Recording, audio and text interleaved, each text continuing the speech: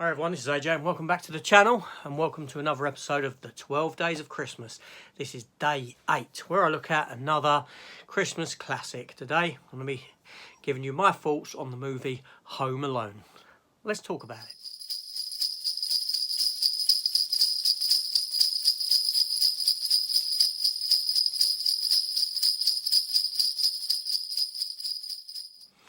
Okay, so Home Alone.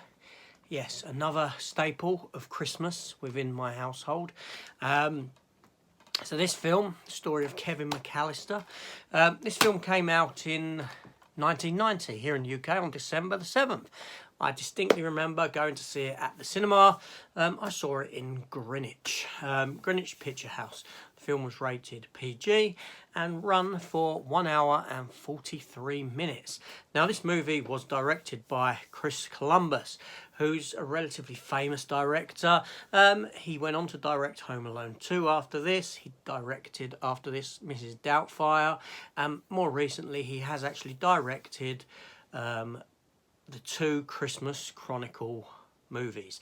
That's 4.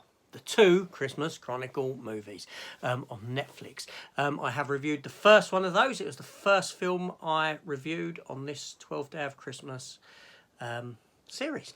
So go and check that out if you're interested. Now Christopher Columbus also was a producer on Harry Potter's, some of the Harry Potters, stuff like that. He's quite a big name within the movie world.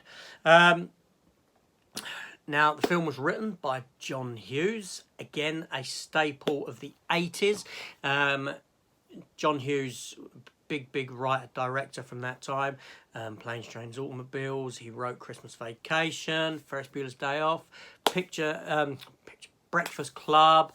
You know, he had his hand in quite a lot of 80s comedies, and the 80s wouldn't have been the same without him. Fantastic writer director. So this movie, as you know, the primary stars of it are Macaulay Culkin as young Kevin McAllister, Joe Pesci stars as Harry, Daniel Stern as Marv, and together they form the duo the Wet Bandits. Obviously there are other actors within the film who play Kevin's family.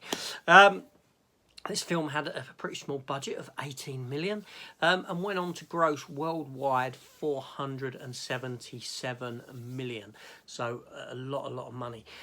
Like I said, it spawned several sequels, quite a few. And most recently this year you had on Disney Plus the film Sweet Home. What was it called? Sweet Home Alone? I don't know. There was a Home Alone film just come out on Netflix. Sweet Home Alone or something. I can't remember. Oh, my mind's gone blank. I haven't seen it. I'm not interested in it. It's meant to be a load of rubbish. I've not seen the sequels that come after the second one, the non-Kevin McAllister ones, because honestly, I'm not interested. Yeah, so this film, as you know, is the story of Kevin McAllister, who, in a sort of bungled family feud and argument, he gets sent upstairs into the attic space where there's a bed and all that. And the day before, the family are going away to Paris for the Christmas holidays. There's a storm overnight, and Kevin has wished that he doesn't see his family anymore and this sort of thing. And with this storm, Kevin wakes up and he's grown into a big, a full-size man. Sorry, that's Big. No, the storm is very similar to the storm in Big anyway. So, no, what happens is Kevin makes this wish, but it's not a wish. He just says to his mum, if I wake up, I wish you'd all be gone in the morning. And thusly it occurs through a counting error that the family wake up late because the storm has knocked out all the clocks. And they're in a rush to get to the airport, and the neighbour, a neighbouring child is at the bus, at the little pickup buses, and he's counted as Kevin. And thusly they set off without Kevin, and Kevin wakes up only to find out that the house is empty. So while this is all going on, you've got Joe Pesci, who's pretended to be a police officer, and he's scoping the neighbourhood for houses to rob over the festive season, finding out what families are away, what families are not away, this sort of thing. So he believes that this house is empty, but actually Kevin's there, and thus ensues a whole host of goings on where the wet bandits try to break into the house. Kevin sets a load of elaborate traps for them, all this sort of thing, all the while spending Christmas alone without his family, and learning what it means to have family and the meaning of Christmas and this sort of a thing. Now, again, this is, like I said, this is a yearly watch for me. It is a Christmas watch. It's a fantastic film. It's a lot of fun. You know, young Macaulay Culkin is fantastic in the role of Kevin. He's very likeable. At the beginning of the film, he's rather annoying. You want to give him a slap because he's rather rude to his parents, this sort of thing. You know, my kids would never have got away with talking to me like the way he does to his parents. Not that I'd have given him a slap. Come on, I've never slapped my kids. All I have to do is raise my voice very slightly and they crap themselves.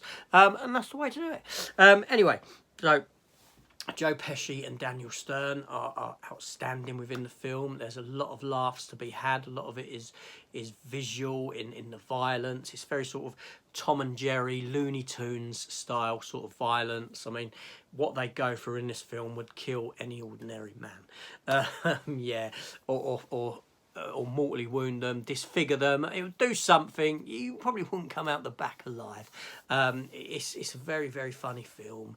It is in the sense, you know, you laugh before it happens, and when you know the movie, you know, because you know what's coming, what's hitting these characters next, and it's a joy to watch. It's a very, very funny film.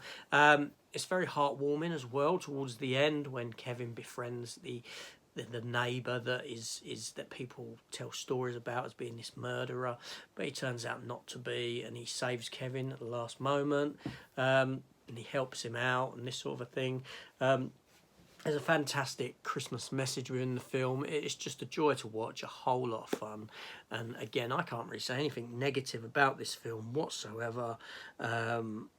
It's just a joy. It's a joy to watch. So that's it. That was day 8. I don't know what I'm going to be watching tomorrow, but please come back to join me, and we'll talk about something. Anyway, this is AJ. Thanks for watching, and I'll see you tomorrow, hopefully. Take care all, and goodbye.